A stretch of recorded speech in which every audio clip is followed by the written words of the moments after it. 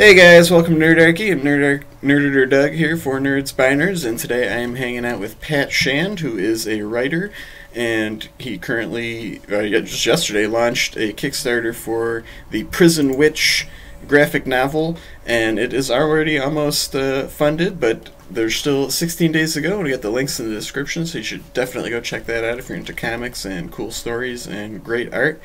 And Pat, yeah, I was checking out the Kickstarter. That looks like a really robust Kickstarter. There's a lot of stuff going on there. So, yeah, sure. Why don't you walk us through a little bit of that? And also, hello, and welcome to Nerdarchy.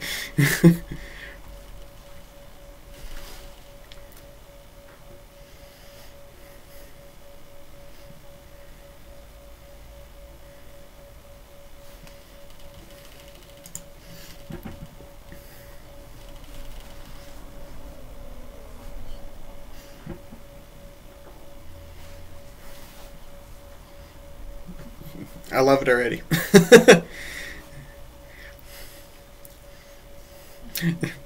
Mm-hmm.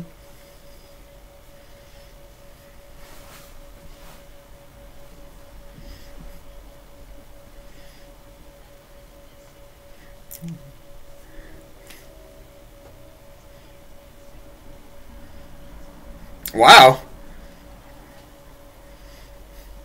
What do you think contributed to that day one success? Did you do like did you do like other marketing, or were you on any other programs or anything hyping it up, or just the name, or what?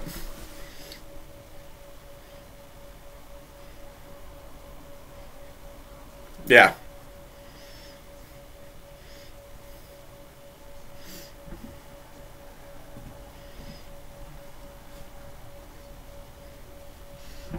Oh, okay.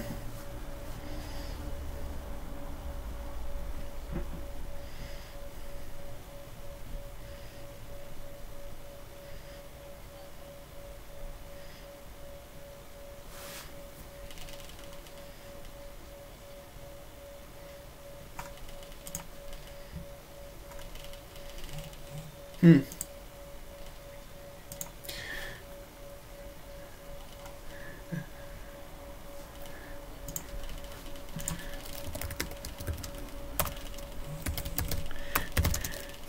I'm hearing the chat is saying there's no audio on the guest. So let me see. Yeah, I apologize to the live chat viewers. First of all, I'm going through like 4 different programs I'm not familiar with, so I'm just going to click some buttons and see what happens. So let's see. We got. Sorry, guys.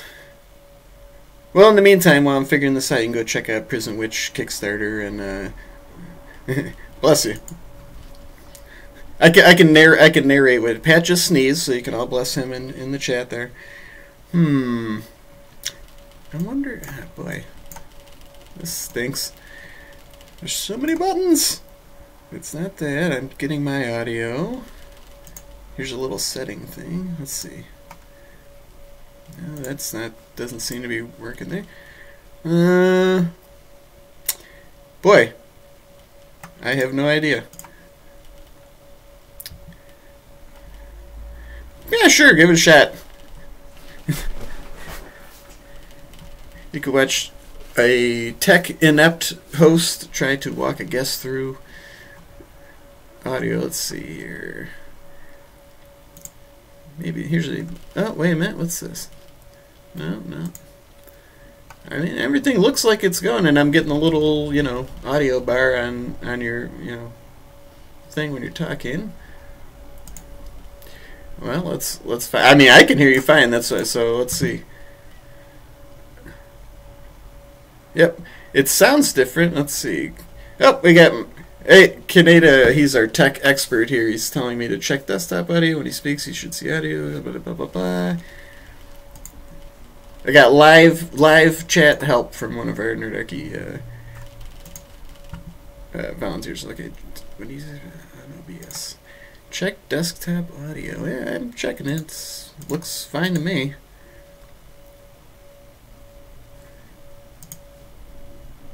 Well, thanks, Fragonair. He says I sound great.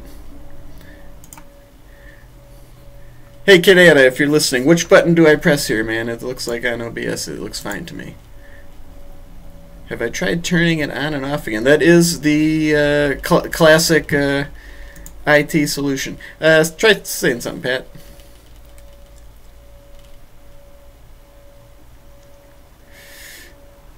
Yeah, it's not giving me the little audio bar. All right, well, why don't we try... Yeah, let's try that, sure. And then if that doesn't work, we'll try turning it on and off, and then we'll just go from there. The Nerdarchy way. Okay, so Pat will be right back. We'll see if that works. And I got Kaneda on deck here to help me out. It's just me. Bust out the whiteboard.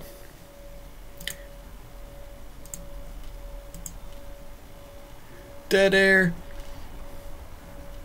So what do you guys think of that prison witch thing? It looks pretty cool, huh?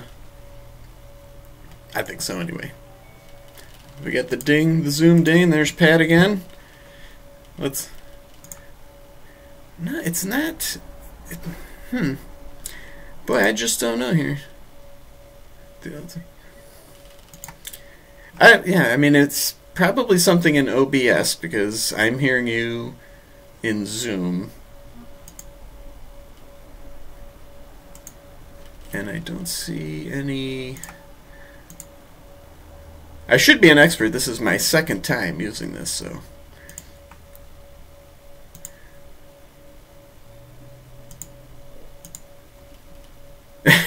Yeah. We'll do a text live chat texting. Well, I'll tell you what, folks. Sit tight. I will stop streaming and then start streaming again. Maybe because you plugged in the cam while it was live or something. Or the. Oh wait, somebody says I heard him. Are you saying him as me or him as me? Pat? Yeah. Can you guys hear me now? What is it, chat? Well, there's a little bit of a delay, but let's see. Chat, can you hear Pat? Please say yes, because... Yep, we got a yep. I can hear both. Yeah! How's it going? Sweet. I'm in this. All right. I didn't even have to do anything. It's magic. Yep. Speaking of magic, we can segue right back into Prison Witch, which you guys didn't get to hear his pitch, which sounds really cool to me. Thanks. But basically, yeah, it's a book he's writing with his wife, which is very cool. And yeah, they have yeah, the short of it, just to go back over what you guys didn't hear, is my wife came to me with the idea, and she and I have co-written a bit before, and we had done last year an all-ages graphic novel called Clonsters that we also kickstarted. So with Prison Witch, we're doing something that is more adult, and we pitch it as Orange is the New Black meets The Craft. Very cool.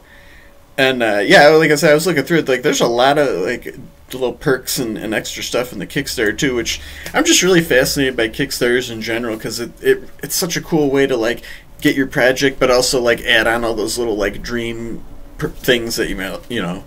Right. They had. Mine, can you tell us about some of those? They look really cool. Oh, for sure, yeah.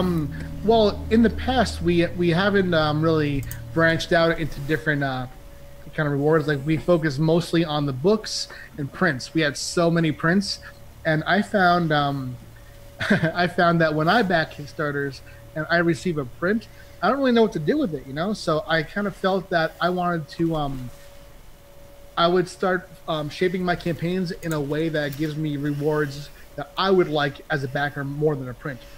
Something that's more useful, right? So the one thing that I could still use art on is a bookmark. So we definitely have bookmarks here. But Amy, before she even started to write comics with me, she was skilled and is skilled in different art forms. Like, she was, when I first met her, doing a lot of freelance modeling, and she's also a sculptor. Oh, so cool. what we're doing here is that she's sculpting these handcrafted incense holders that will come with incense that you can burn while reading Prison Witch. And beyond that, too, to kind of tie into her modeling career, we have a Prison Witch themed photo shoot, and we're also giving one level that has Polaroids, where we'll take one Prison Witch themed Polaroid signed and send that with the book. And also, too, This is something a little bit more meta, but we have a letter written to a backer by one of the characters. Oh, that's cool. Oh, thank you. Yeah, I'll have Amy, myself, and my team writing those in the voices of the characters, and then sending those off to the backers. Cool. So it's like a multi-sense experience with the incense and all that.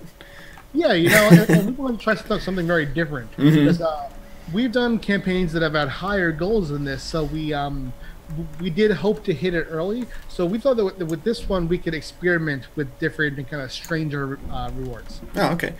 So you'd mentioned the cover artist, and the worksheet, but the interior art looks pretty on point too. Who is handling that? Right, that is Erica D'Urso. And this is actually her first American comics gig ever. Wow, nice debut. It looks awesome. All right, thank you. Yeah, she's in Italy, and she's done some projects there.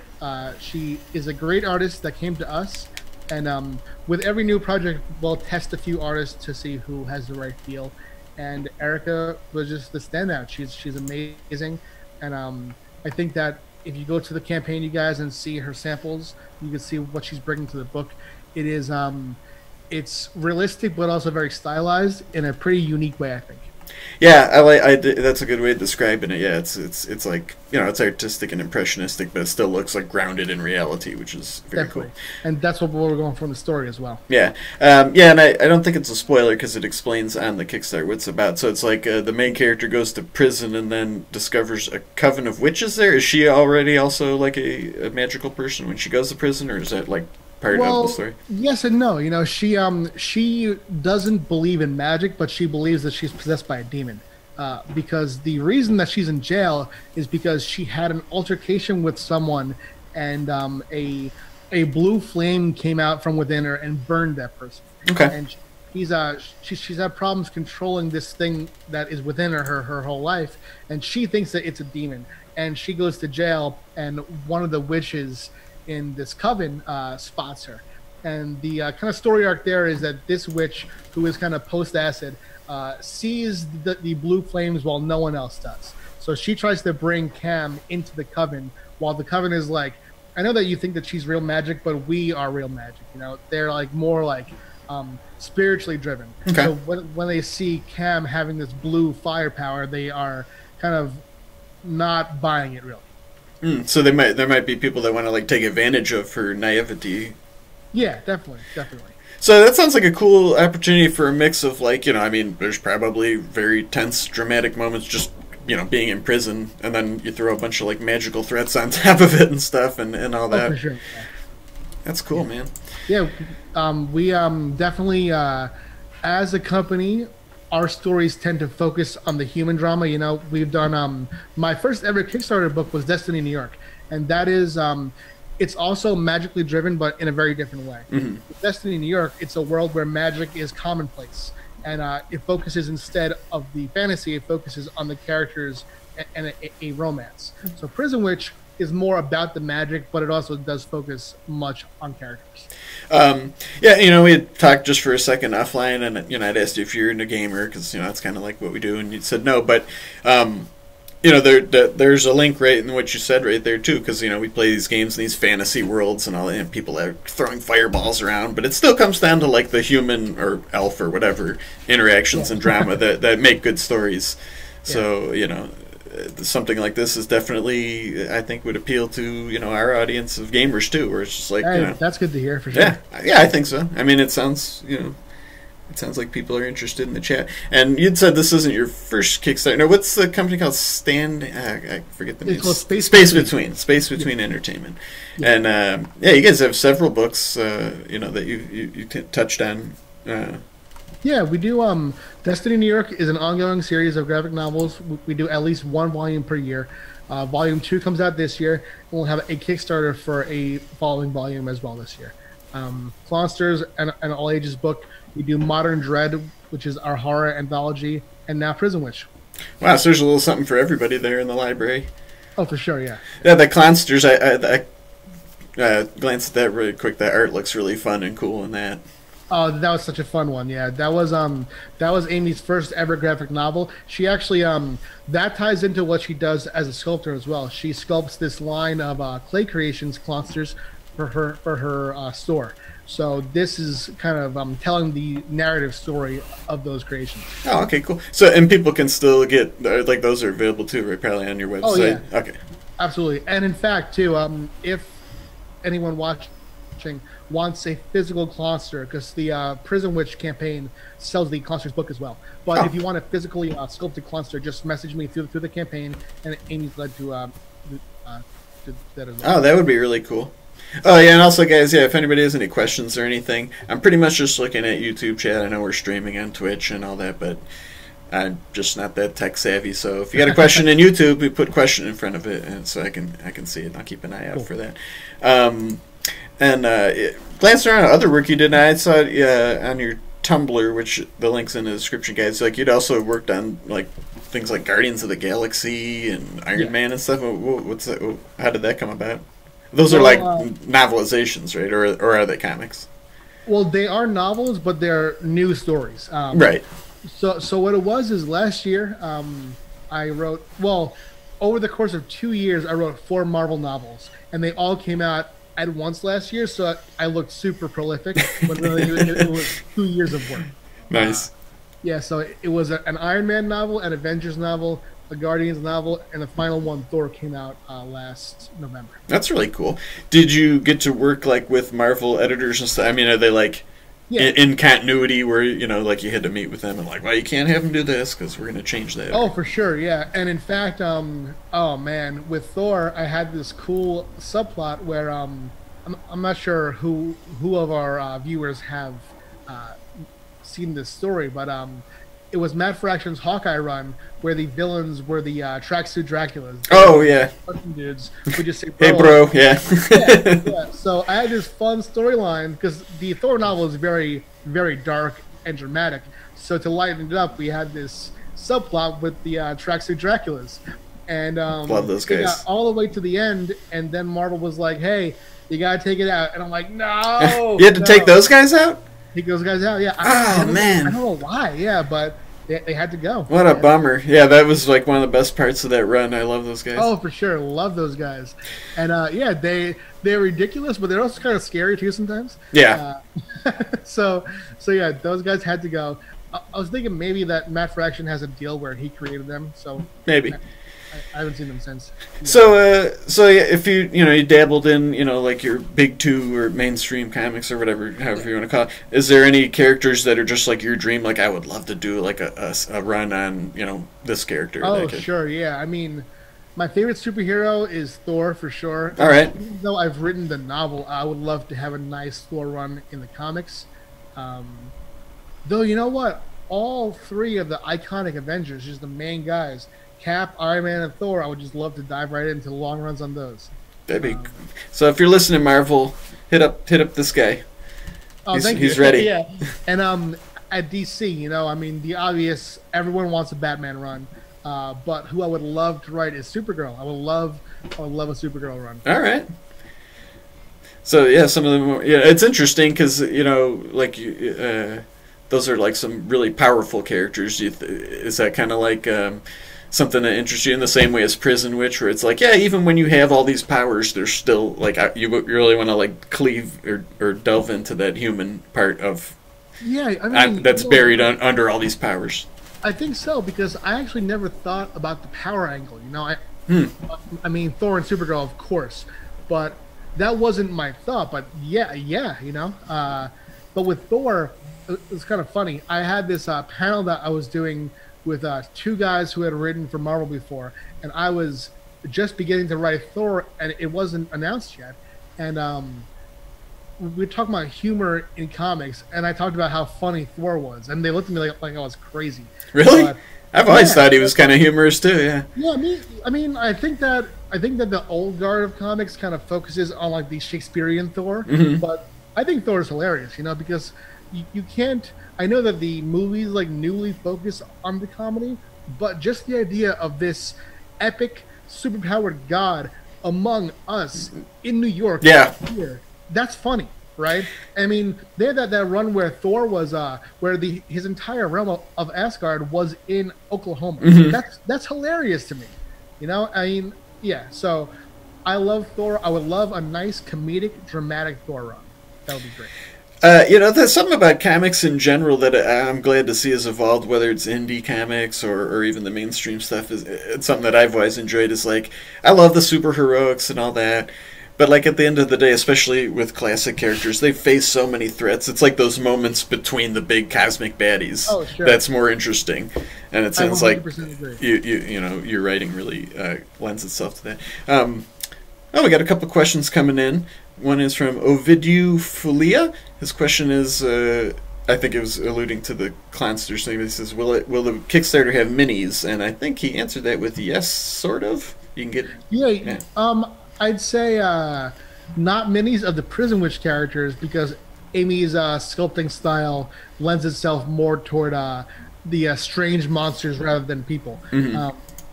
But I'd say that if you're interested in Clonsters, the link to the previous Clonsters Kickstarter is on the Prison Witch Kickstarter. So if you explore there and see anything that you want, message me on the Kickstarter for Prison Witch, and Amy and I are glad to add that on as well. Cool. I think you hooked into our audience with just the mention of the word minis or of any kind, because now they're all like, is he going to make minis?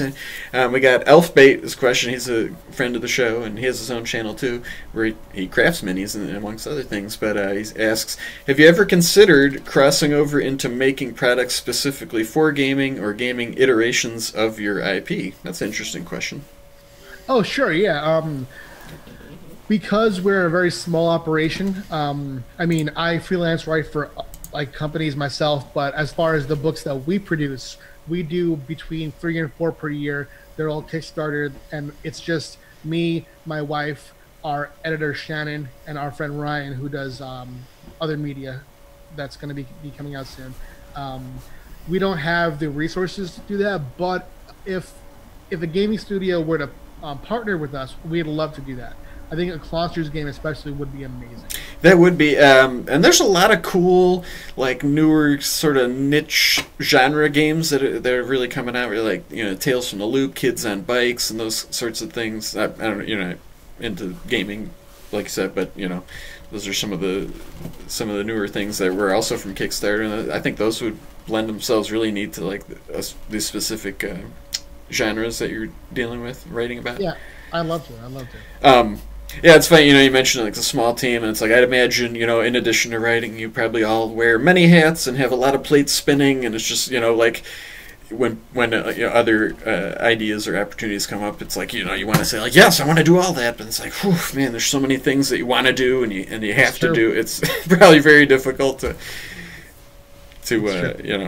keep that going. But you guys, seem like you're doing pretty awesome for yourself. How's that writing with your wife? That's got to be a fun, thing to explore creatively together. I think that's pretty neat. Yeah, it really is, and it's different every time. With this one, it's more. We'll have conversations, and then I'll go and create like a skeleton script. I'll give it to her. She'll write dialogue with her hand. And then I'll put that like in the script in the computer and add more myself, give it back to her, and just toss it back and forth. With Clonsters, it was actually more interview style, where I would ask questions like, what could happen here? What do you want this character to go on journey-wise? And then from those questions, we develop the story and then just go from there. Oh, cool.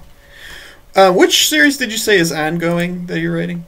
That's Destiny New York. Oh, okay. Is that like available on like Comixology or and stuff like that? Oh, sure, yeah.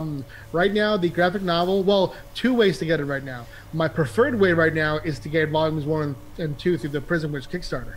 Okay. But Amazon, if you get it through Amazon, that'll ship right now, and there'll be no wait there. Or if you are reading digitally, you can get it through Comixology, but instead of the volumes, because we publish just graphic novels and not singles, but through Comixology, they do come out as chapters. So okay. So you'll see Volume 1 will be Destiny New York issues 1 through 6, and then Volume 2 will be 7 through 13. Oh yeah, like you said, yes, yeah. I didn't want to That is cool, folks. But like Pat just said, that all that stuff is available through the Kickstarter too. So Yeah. that's a pretty cool add-on too, because then you can get something new and add on to with those past things too. It's really neat. Though I will say too, if you don't want to wait, the Amazon link will ship faster. I do want to say that because Prison Witch is shipping between November and December, whereas if you go to Amazon, that'll ship now. So if you can wait, it's great. It'll all ship in one nice package. But if you want Destiny New York Volume 1 or are on Amazon. Okay, that's a pretty good turnaround time. They said it's shipping in November or so. Oh, thanks. Yeah, and we've in the past we've estimated that we'd finish too early and didn't put in any time for error. Like Clonsters, we were all set to ship 100% on time, and then someone quit the printing company and the boxes on a boat. So because someone missed a boat, we were 1 month late. So I've learned to estimate longer than we need. So I hope to ship before December, but we're saying December just in case.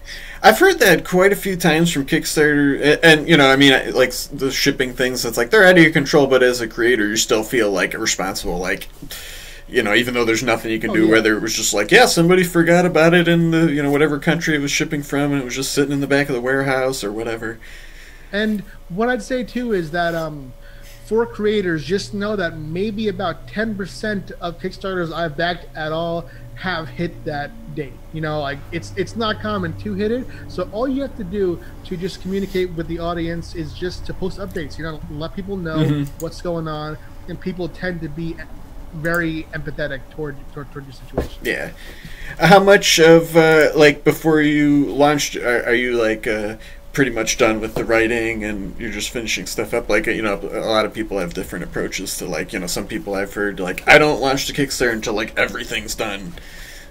I don't like to do that because I'll change my process based on how much we make. Okay. Right now Prison Witch is a 60-page volume. It's 70 pages. Okay. Of all content. But if we get higher, we'll have more pages, Oh, okay. And one of our stretch goals is a full short story that'll be added to the volume. But if we have wiggle room and we have more money to pay Erica, if we need more pages, I want to keep it loose where as we end the campaign, I'll have pages for her to draw, but we're not pushing ourselves into a corner where the book has to be 70 pages. Okay. So, do you, as a comic writer, do you prefer writing in those kind of things where it's a big narrative arc all collected, as opposed to just indefinitely ongoing series? Oh, do I ever? Yes. Yes. Though I prefer graphic novels in general, but an ongoing series is great too because it gives you that wiggle room. Mm-hmm. What's kind of difficult though is a miniseries because the demand is just to write a finite story in chapters monthly, and I would prefer to write it all in once and just give it all out, and then they just split it up. But just because of my scheduling, that's impossible. Yeah. So do you have a day jobs in addition to all this? Oh, or is this a full-time gig for you? Did you make it? Did you make it to the promised land? It's a full-time gig. It has been for a few years. Nice. But I have side hustles though. I not copy edit. Well, I have copy edited, but right now I'm transcribing stuff too. So, oh man, yeah. So that's tedious.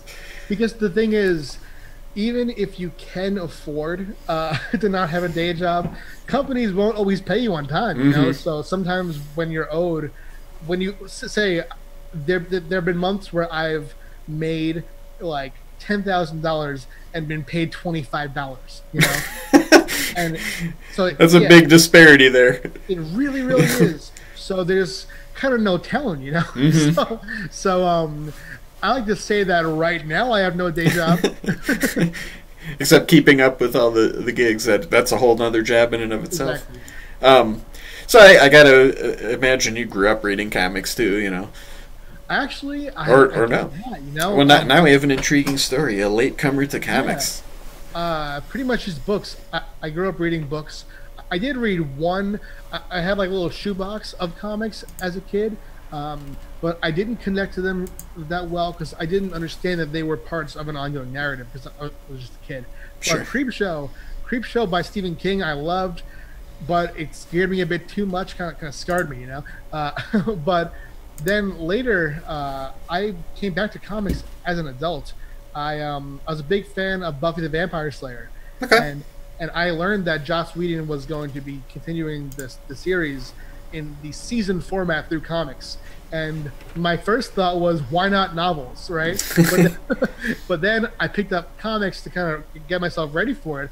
I read Why the Last Man, Ex Machina, and I was like, oh, that's why not novels. This is the perfect format. It's in between movies and books. It's just this perfect way where you can control the visual pace, but also have the image just sit there for you. It's so unique. It's so interesting, and I think that the fact that I grew up not knowing that is very telling, because I'll go to conventions and I'll have that awkward conversations sitting next to someone in a plane or in a cab, and they'll ask what I do and where I'm going, and when I say comics, they don't understand, right? So many people still don't really read comics and don't know that comics can be anything.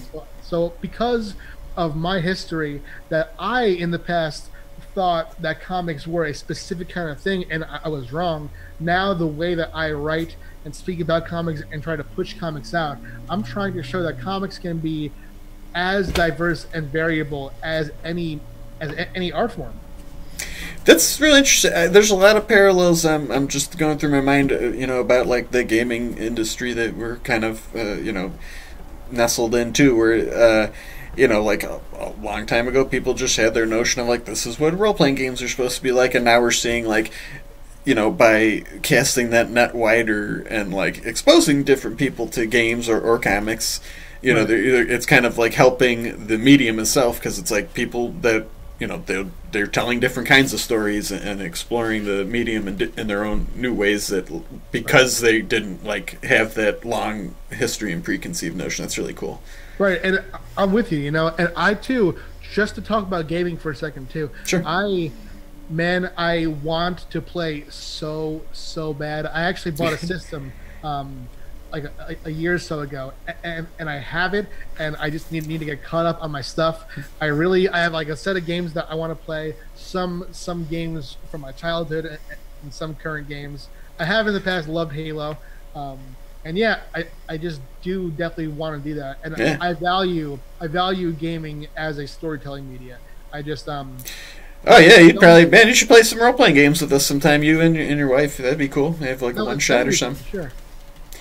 I thought I saw a question. Oh yeah, here's a excellent question for a writer from Comrade2261. What got you into writing?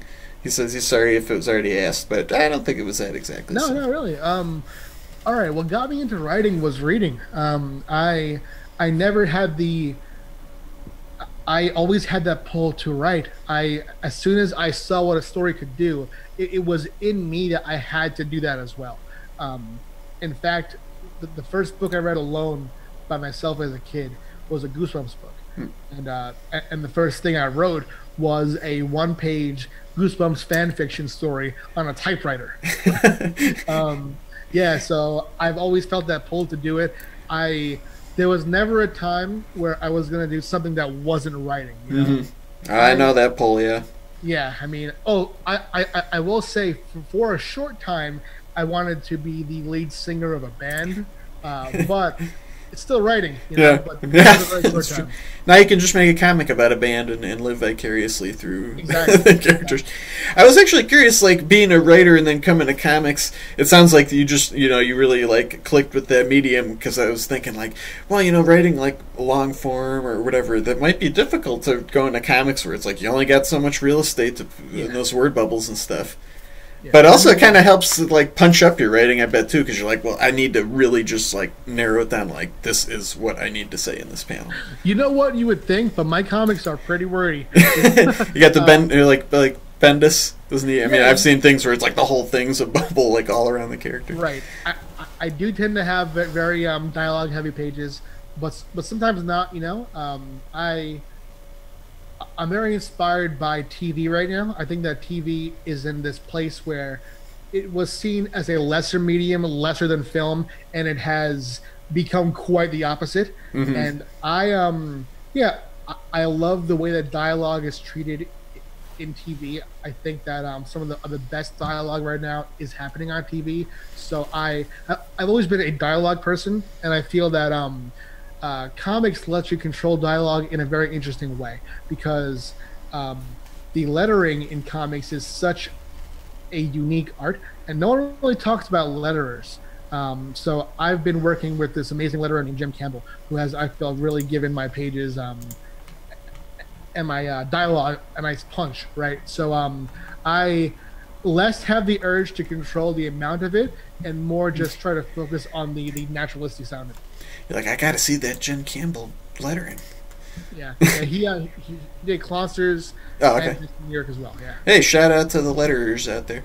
Again, it was just a storytelling medium, and it was making me think when you're talking about TV is, a lot of times, like, TV shows I've liked are things that, like, I didn't think I would like it just because, I didn't care about the genre or whatever, but, you watch an episode and you're like, I want to know what happens to these characters next. Oh, sure, yeah. And that's really, like, the trick, and, so I would urge people to check out your work only because it's like, hey, that even if that doesn't sound like something, prison drama or whatever, it's like, you never know. I mean, the compelling characters, it doesn't matter what the setting is or the, time in history or whatever. It's like when you care about the characters, that's what makes the story.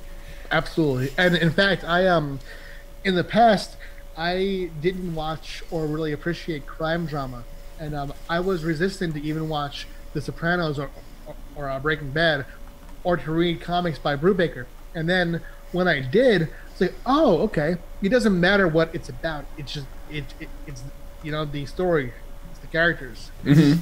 Yeah. So now I love those stories. Let's see. I don't know if it's a question, but they were just mentioning all the comics. Like Transmetropolitan. Is that Warren Ellis that he did? Yeah. Or is it Grant Morrison? Is it Warren Ellis? That's the one with the Spider Jerusalem, right? Is the character? Yeah. It's lots of words. Can't look away. It's from Ken out of here. There's a lot of comments. I've always wanted to do a Tales from the Crypt Keeper D&D adventure type thing. Nice bridge there, Comrade 2261. Yep, Warren Ellis. With the comics, there's like games, there's conventions and stuff. Do you have a convention circuit that you go to and Yeah, for sure. And it changes every year too, because I'll go to. It's expensive to go to some of those too. It is, and I'll try some conventions that I think are going to work. When they don't, I'll try conventions on a whim, and then it'll be great, and that'll become a staple of my annual journeys. This year right now I have fewer conventions, and I'm trying to cherry pick them in a more financially savvy way. Yeah, I hear you, man. Some of just the hotels at some of these are $600 a night and stuff like that. Oh, sure, yeah, and that's a nightmare. Yeah. So it's maybe I can find 12 people and cram into a room together with them. I think that's what we're doing for a couple of these conventions from Nerdarchy's going to. Right now, I'm trying to decide if I'm going to go to San Diego. And yeah, it's kind of been weighing on me because it's one of those ones where professionally I should be there, mm-hmm. but I have to support my family. Yes, yep. I know, and then they're thinking but if I go, is it lucrative? It's going to help me support it more, but in the short term, I still have to pay my mortgage. No. Where are you located out of, if you don't mind, or what part of the country are you at? I'm in New York, yeah. New York State or city? State, yeah. Oh, okay. On Long Island. Oh, okay. Well, there's New York's a big publishing thing, so that's probably handy in some ways for you. It's definitely a hot spot for it. And I previously lived in San Diego, which was pretty close to of course, Los Angeles. Mm-hmm. So I've lived in both of the kind of hotspot areas for entertainment. And looking outside right now, I'm kind of wondering why I left. But yeah. Yeah. Well, it's actually, I was going to say it's expensive, but New York's not that cheap to live in either. Oh, no. New York is about 3 to 4 times more expensive than really than San Diego area. Yeah. Wow. Yeah. Wow. You just shattered my worldview, man. It's because it's not in just the rent and just the cost of life. It's everything. It's insurance. California has better programs. It's the cost of gas. The way that the roads here are more pothole than road. I mean, yeah, it's like, where's all that tax money going? Yeah, there's no comparison. Interesting. So, yeah, it looks like you shot up a few backers just while we're watching, so hopefully that's our Nerdarchy community responding. Thanks, guys. Thank you, everyone. Let's see. You know, the thing about conventions, it's interesting. It's like, as a fan of the thing you're going for, it's like, I want to just hang out and, like, have fun and everything. But then, like you mentioned, it's like professionally, too. It's like, but I also want to, like, rub elbows with all these people that I want to do things with and stuff, too. So it's like, you know, it's weird finding that happy medium where it's like, I want to enjoy it, but I have to get stuff done, too. Yes. Yeah, and what I struggle with, too, is that, to get the money back that I spent getting there, or to hopefully even make a profit, I have to stay at my table and sell books. But to ensure more gigs, I have to leave the table to talk to people. You know? Right. You got to find the bar that all the industry pros hang out in at night and then go there. Yeah. That's what we do. It's like, which bars, where are they all moving to? With, you know, so many people that get, like, digital comics and stuff, is that kind of like challenging at a convention? Because it's like, you know, you have a booth and you have your physical product, but a lot of people just get, you know, is it just a chance to, like, interact with the community? I don't really know, you know. I find that most of the people that I meet still prefer the physical. Okay. Just because comics, I feel, is such a collector's medium that most people I talk to still do prefer the physical. And I find that when digital comics sell well for me, it's mostly because it's backers or supporters who are international and they find the shipping cost is a bit too high. And that is something that kind of pains me to make it so high. But on my first 2 campaigns, I set it at $10, and oh my, that was not the right call. It's much more expensive than that. So that is the best use for digital to me, is to make sure that someone who can't afford to get the book physically sent to them is still, you know, have that story. I wonder if these digital retailers would be better served by, like, you know, because I use Comixology and it'll give you, like, recommended things, but they're always, like, in the same genre, you know what I mean? It's like, if you like Spider-Man, you'll probably like Moon Knight or something. Like, maybe they should, like, it'd be interesting if they were more intuitive, where they would suggest things that were more, like, story-based, you know what I mean? So, like, that more indie thing. Like, because, you know, most people, I'm guessing, that come to comics are probably, like, you know, from the movies, and they want, I want to read, like, you know, Iron Man and stuff. So it'd be cool if, like, you know, you're recommended. It's like, hey, if you like Iron Man, you might like Prison Witch, just, you know, because the story is similar. I totally agree. So if you're listening, Comixology. We just got a super chat. Thanks, Mike Francis Jr.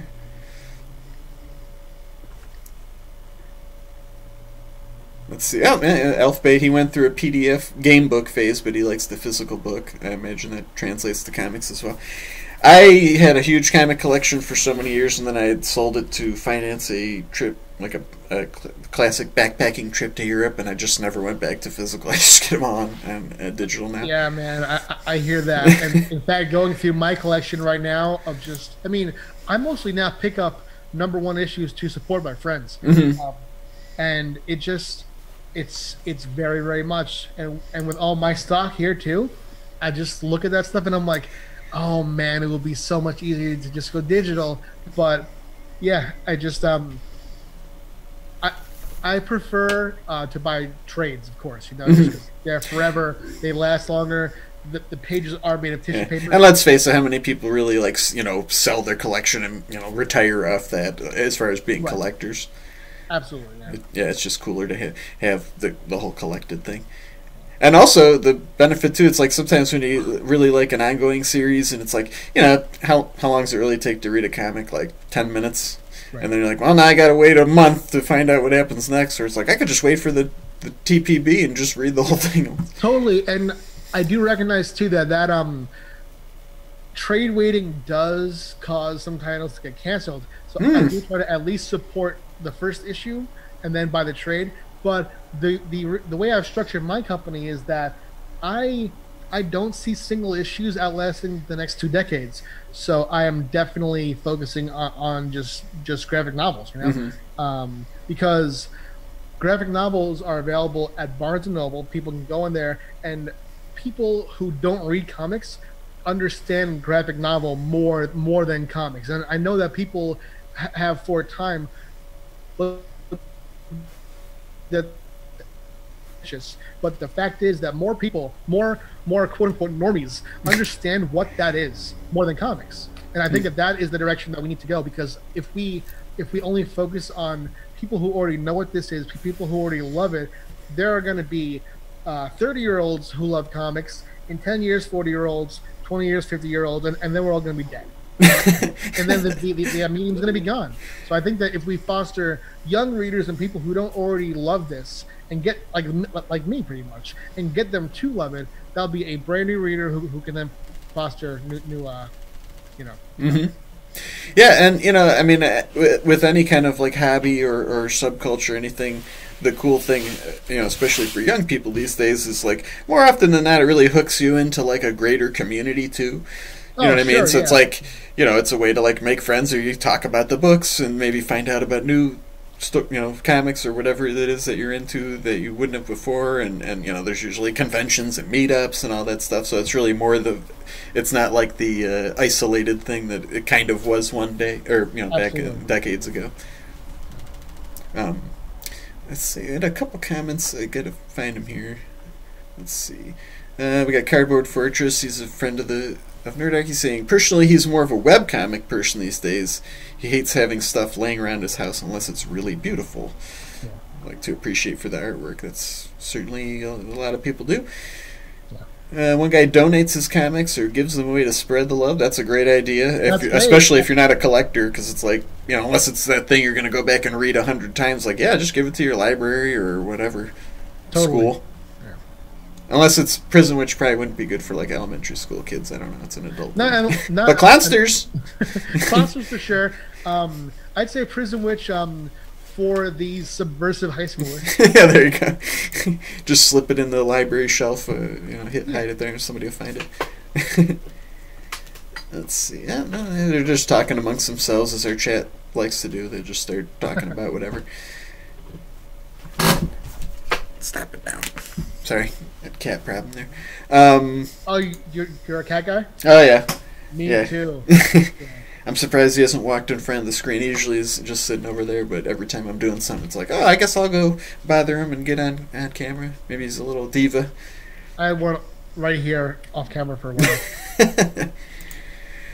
So, yeah, you're probably 100% focused on Prison Witch. Are you even like starting to think about other projects to do next, or are you just like, I'm gonna get this done? No, for sure. I mean, I'm very scattered.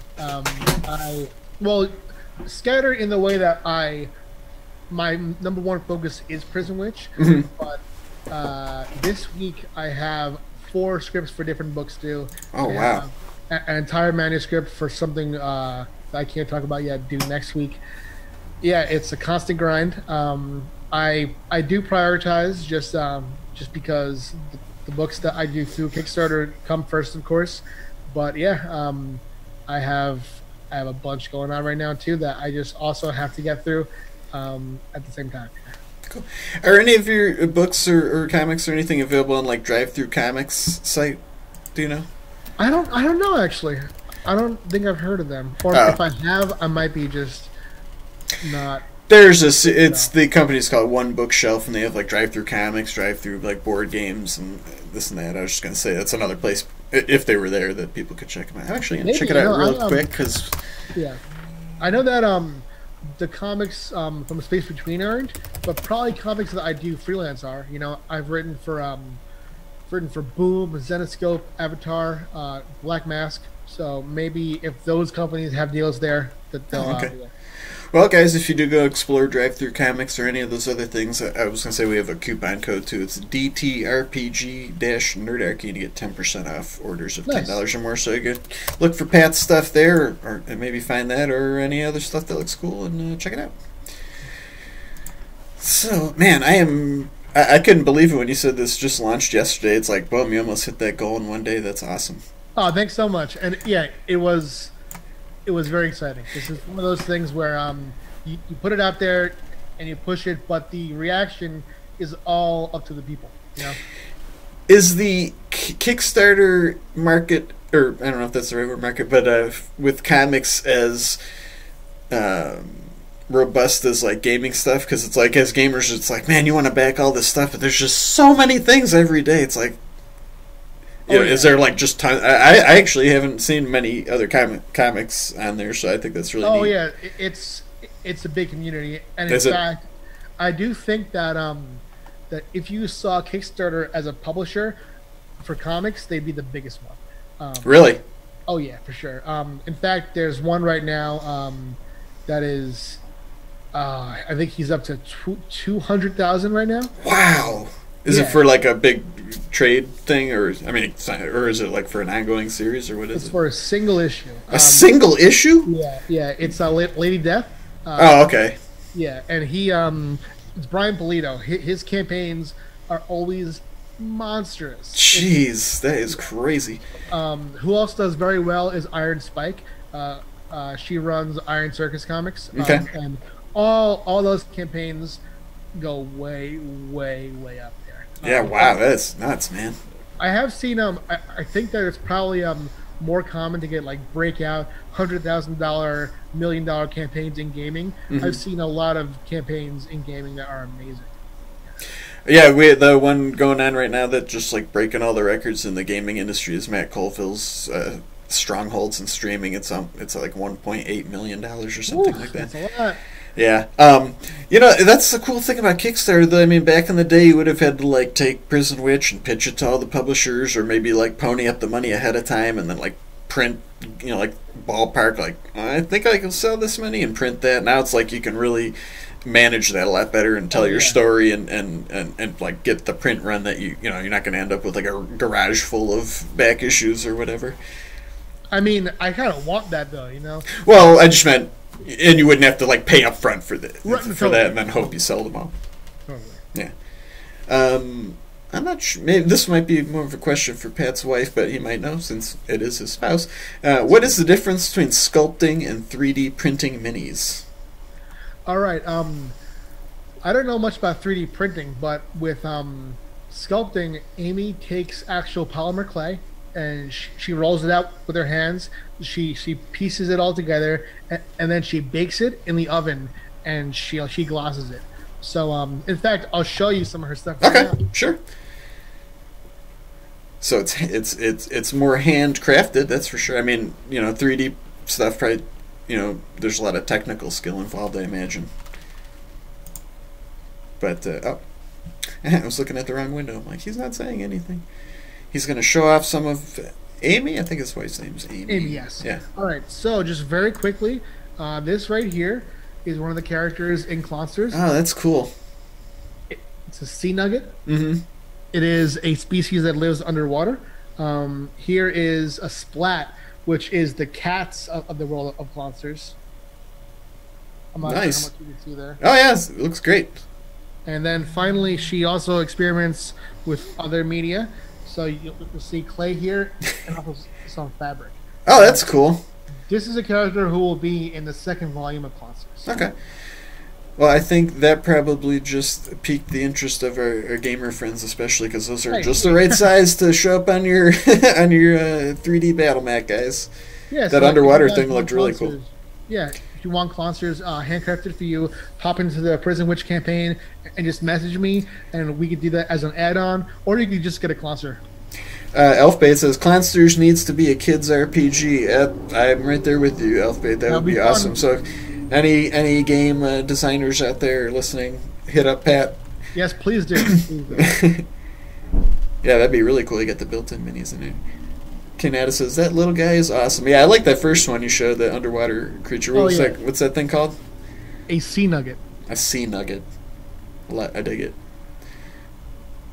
Let's see. They're asking each other questions. He's like, "What's the most you've ever spent on a mini?" I think that's probably for the rest of chat, Mike Francis. But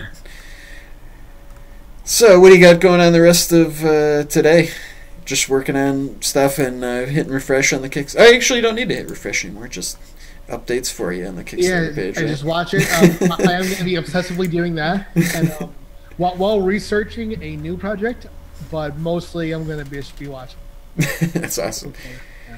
I know, yeah, it's just like you just got to keep those plates spinning, and you can cross something off the to-do list, but it's like a Hydra, it just sprouts two more. That is a great comparison. That is 100% what it is. Yeah, they're just talking about minis and stuff. Yeah, I'd say so. Yeah, one of the bigger differences is each one would be unique too in its own way. I mean, even if you sculpted the same thing several times, it's going to have little unique things to it. Absolutely, yeah. Cool. Yeah, they're just talking about minis. Okay, I had another question in mind and it just totally slipped my mind.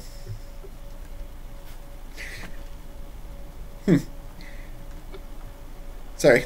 It was like right on the tip of my mind and then just like flew away. But actually, we are coming up on the hour mark. Is there any other stuff you want people to know, or you know, tell them about Prison Witch or anything really? Sure. I'll just do a brief little upcoming stuff. Yeah, sure. Go for it. Prison Witch on Kickstarter right now. It's very close to funding, so at this point it is going to fund. So I get in those pledges pre-order because the earlier you get in, the better it'll do, and the more pages I'll be able to put in Prison Witch. Also, I have some new books coming out this year. I have Breathless from Black Mask. That is a healthcare horror comic about a cryptozoologist who discovers the cure for asthma in the body of a monster. That debuts in March from Black Mask, is going to run for 4 issues.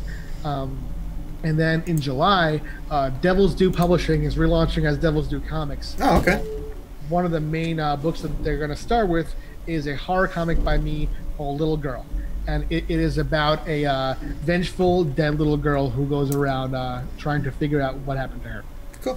And like I said, guys, we have a link to the Kickstarter in the description. There's also to the Space Between Entertainment and your Tumblr, too. Where would people best go to like keep up with what you're doing? Your Tumblr, or is it, or like the Facebook page, or something else? I'd say Facebook, my Twitter, which is @PatChan.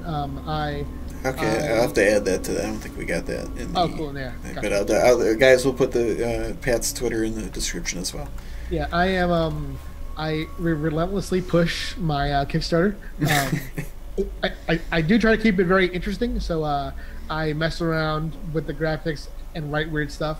But yeah, check it out. I'm going to be pushing Prison Witch, so you will not miss it. Or just, if you haven't found me on Twitter yet, just search Prison Witch anywhere, and it'll come right up. Yeah, and there's probably links on the Kickstarter page, I'm sure, as well, to all of Pat's stuff. Cool. Well, thanks so much for hanging out, Pat. It's definitely sure. cool, and it's nice to have some, like something tangentially like gaming adjacent, but a little different for our viewers too. So it's really cool that you thanks stop so by. much. Glad to be here. All right.